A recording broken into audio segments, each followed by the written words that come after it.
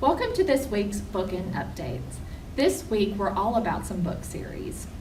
My book of the week is Redwall by Brian Jacques.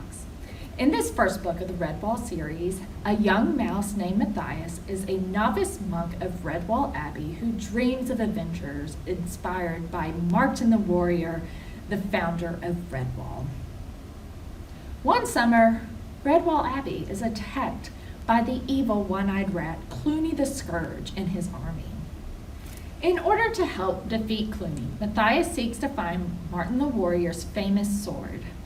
With the help of visions of Martin the Warrior and the courage of the Abbey's surrounding inhabitants, Matthias and the monks of Redwall try to save Redwall Abbey before it's too late.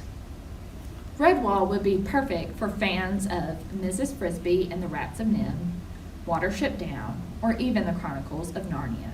And with 22 books in this series, you won't run out of material to read anytime soon. Thanks, Spencer.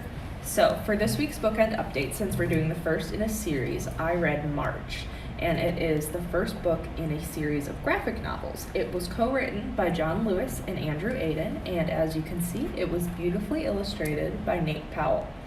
So, John Lewis was an American civil rights icon, and he served in the House of Representatives. He represented Georgia's 5th District. So sadly, he passed away earlier this year, just in July, but engaging with this series of books is a great way to honor his legacy. So it chronicles his early life when he was growing up in rural Alabama, all the way to his first meeting with Dr. Martin Luther King Jr. and his involvement with the Nashville student movement, in which he participated in nonviolent lunch counter sit-ins to fight against segregation. So this is a great read and obviously very timely as well. So if you're interested in John Lewis, the civil rights movement, or social justice in general, this would be a great book for you to check out. And now here's Melissa with her first book in the series. Thanks, Christina. This week I read Cinder, which is book 1 in Marissa Meyer's The Lunar Chronicles. These are reimagined fairy tales that take place in a futuristic world. When Cinder was a small child, she had a terrible accident, and the only way she could survive was if she was turned into a cyborg. So that means she's about 30% robot and the rest human. Cinder works as a mechanic, and she lives with her evil stepmother and her 2 stepsisters. One day, a boy comes looking for her help to fix his faulty android.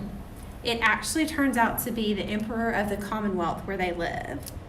Who knew such a chance encounter would set into motion a series of events that would literally leave the fate of the earth hanging in the balance?